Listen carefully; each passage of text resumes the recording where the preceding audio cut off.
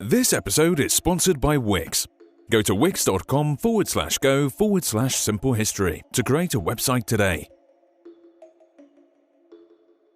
Dangerous jobs in history. Hat maker. When you think of a dangerous job in history, you might think of the occupation of a soldier or someone who dealt with disease, like a plague doctor. But you would not think that hat making would be so dangerous. In the 1500s, the milliner became a term to describe a trader that specialized in importing women's accessories from Milan. As hats began to become a popular status symbol for men around the 14th century, by the 17th century, mass production of these fashion items became necessary to meet the growing demands of Western society. Being a milliner became a lucrative business to be a part of, and the variety of materials used by hat makers bred experimentation in style and production. It was soon discovered that moistening the fibers of felt and fur with mercuric nitrate created a superior material that could also be made quickly. This development in hat making was supposedly discovered by a French milliner being treated for syphilis with mercury, who used his own urine to separate the animal's fur from its skin. By the 19th century, it was already common practice to use the mercury compound in manufacturing, called carroting. The process involved washing fur in an orange-colored solution containing mercurial nitrate. While the use of the substance made matting and removing the fur from the pelt much easier, long-term exposure to the vapors released from the liquid could develop into a serious health condition called erethism. Because mercury attacks the nervous system, symptoms of erethism are both psychological and physical in nature.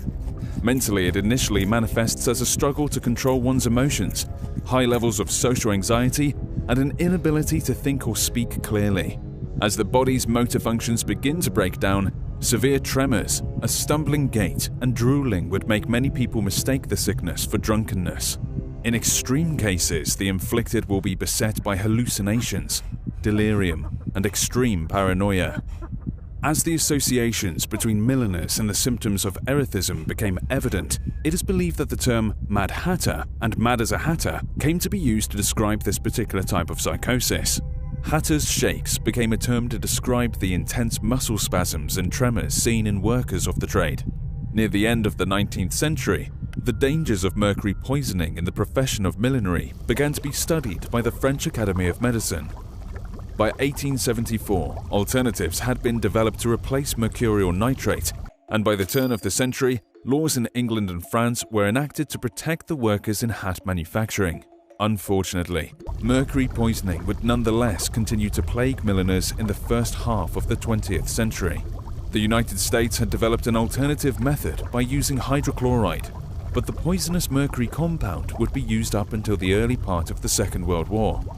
Mercury was a key material in detonators for explosives, and the needs of the war forced American millinery manufacturers to finally adopt the new processes already developed.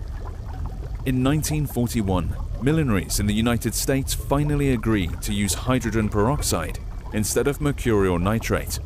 Millinery as a craft began to be slowly phased out through the development of new technologies and methods in industry.